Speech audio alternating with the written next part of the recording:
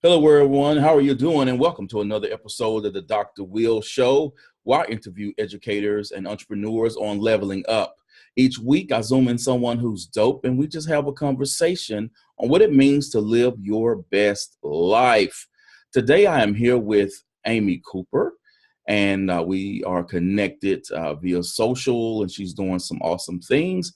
And I wanted to bring her on to talk about micro-credentials and what that looks like and her thoughts on it overall. I know a lot of people, and might be sort of going off the wagon when I bring this up, but I know a lot of people now are talking about getting micro-credentials and things of that nature and not actually going to college because of the expense of a college education and how micro-credentials could be the future in actually educating people and giving them the leg up to obtain the jobs and careers that they want to have.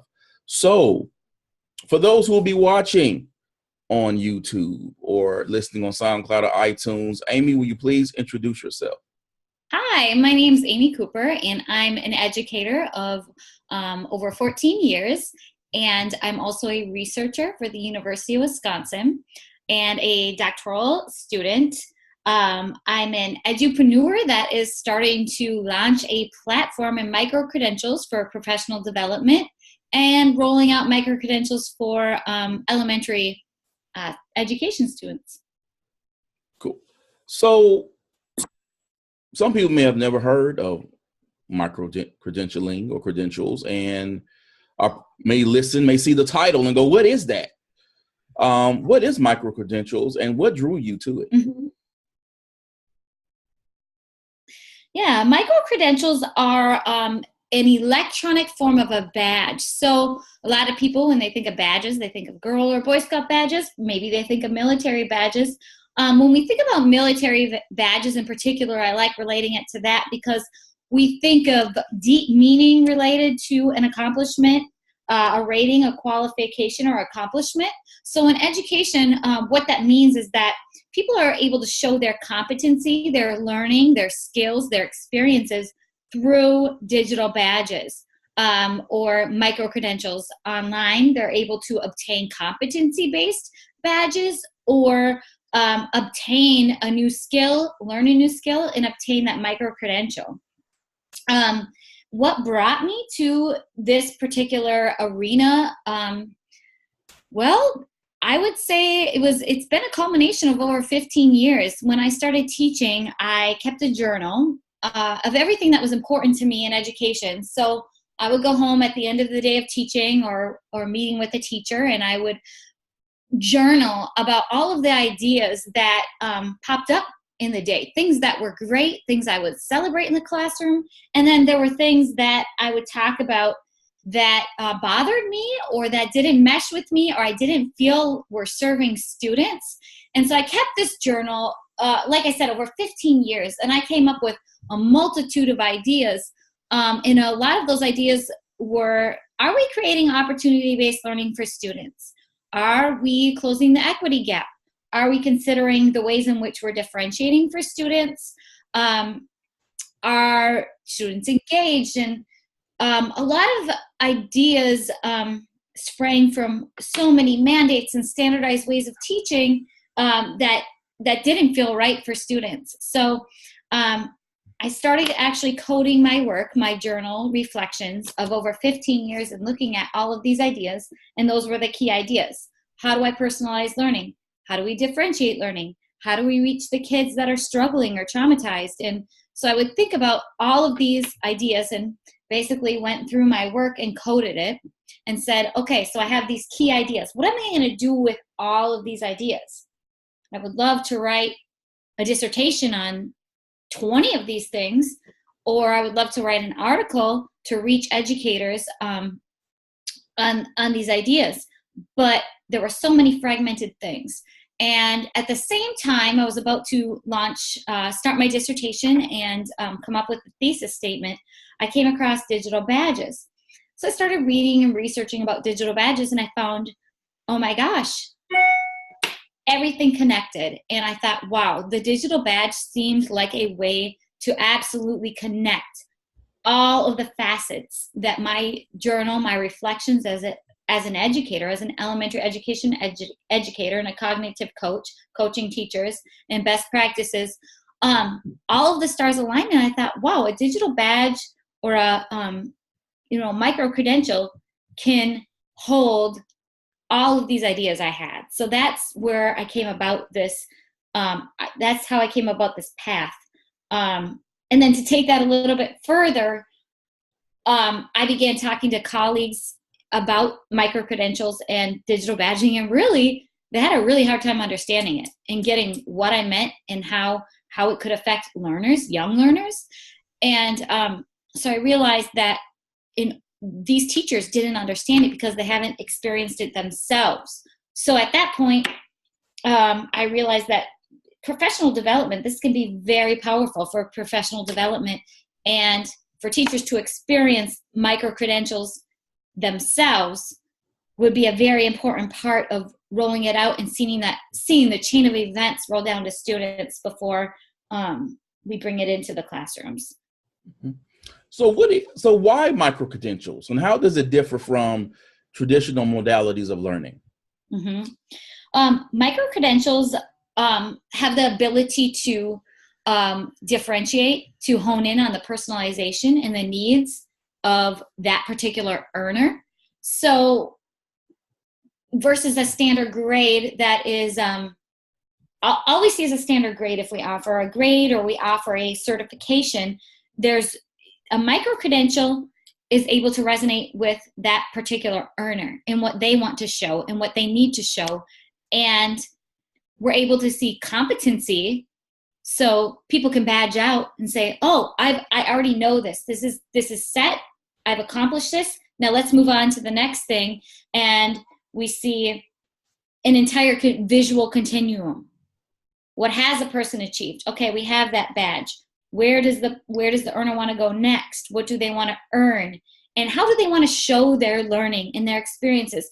Because we go back to the military badges where we see accomplishments that are shown in a variety of ways. People can show experiences and competency in a number of different ways rather than a standardized test. And that's really what separates the micro-credentials from a traditional grading format. And it changes the entire trajectory of the learning platform and the growth. So what are some of the characteristics of micro-credentials, and what goes into developing those opportunities? Mm-hmm. Well, micro-credentials are a very innovative practice that tends to resonate with our 21st century folks. It mimics the leveling up we see in daily life. We see there's a lot of fragmented learning happening. We learn through social media outlets. We learn from the internet, and all of the ways we learn are important. So being able to hone in on that and find a way to make it portable, so that we can share socially in the 21st century and be able to connect to all of the ways people learn. That's why we were talking about micro-credentials. We're looking at people that want to level up, they want to move to the next level. People are used to that from the internet. They're used to social media outlets. And not only that, but it's a way to show. I look back at the seminal work of folks that look at intrinsic motivation, Vygotsky, Piaget, Dweck. All of these folks talk about growth mindset. We talk about the zone of proximal development. We talk about scaffolded learning, having choice, voice, self-autonomy in learning. And the micro-credentials capture that. They were able to do that versus the traditional letter grade and standardized assessment. So who can benefit from micro-credentials? Does one has to be a particular kind of learner in order to be successful? I think that's a great question. And I think that's exactly the purpose of a micro-credential, is to hit the variety of learning that happens. And students are able to show their learning in ways that resonate with them. And versus the standardized assessments. I mean, if we take professional development, for example, and you have a person that attends a session that is only an auditory learner, well, maybe we have people that are cooperative learners or engage with others and they're learning in multiple ways. I think that the micro-credentials absolutely capture the varied learning styles, and that people can choose how they want to show their learning in dynamic ways. So I think that's the power in micro-credentials, is hitting the variety of learners and the variety of learner needs. And I think you asked who can benefit from this? Yes. That's a great question. I mean, to really take it far, society as a whole can benefit from this. We have earners/consumers who are earning the badges. Those are students, those are educators, those are people in the professional domain that want to show their skills in dynamic ways. They're benefiting because they're able to show their skills and competencies in a plethora of ways. And then we also have the audience, the employers, the stakeholders, the families, the parents. When we're connecting with students, parents are able to have that communication and that line of communication between what is my student doing? And this is granular. This is very detailed. We can see exactly what my child is achieving in school through this micro-credential that can be sent to parents. They can open it up. They can see it. So in the school domain, those folks, those parents, those students are benefiting. And the audiences on a different level, audiences and employers are able to see exactly the skill base they're seeking and what is it that I want for my company or my goals or my mission, and I can specifically pick that out from a micro-credential. So what are the advantages or disadvantages of micro-credentials? Mm-hmm. Well, the advantage is, one, that it's convenient. People are able to obtain these skills online because it's portable. Another advantage is that people are able to show their learning in the dynamic ways that they choose. It's closing the opportunity gap. That's one advantage. So if you fail a test and you're not quite there, you can continue to work to gain that skill as a student, as a professional. As far as, the growth mindset goes, you're continuing to try to level up and earn that next skill. Another advantage is just the clear discrepancy and transparency with exactly what people are able to do from the audiences that are viewing the badges. They're transferable. They can transfer from educator to educator, district to district, e-portfolios, wide variety of audiences. And some of the disadvantages we're seeing right now is that there's a little bit of concern about verifiability. But the greatness with that is that I think it's maybe not even verifiability, but the understanding of getting out to the community of what micro-credentials are. Because when we talk about the credibility, we'll see universities accrediting badges, and these are the same professors, the same universities that offer grades, standardized grades. So the credibility, we're depending on the same folks we did before, except we have all that thick data attached to it that says, okay, not only do you see a grade or a badge or just this simple visual, but we see exactly how they earned it and what they can do. So there's probably a lack of knowledge on how verifiable these badges really are. Mm-hmm. So before we go, what do you say to those individuals who view micro-credentials as not being in depth or rigorous enough to meet the professional learning needs of folks wanting to level up? Mm-hmm. Well, I think I would just say that, we've trusted for years and we've trusted in antique modes of assessment and grades. And this is just a different platform to show things in a more granular way. It's just as rigorous.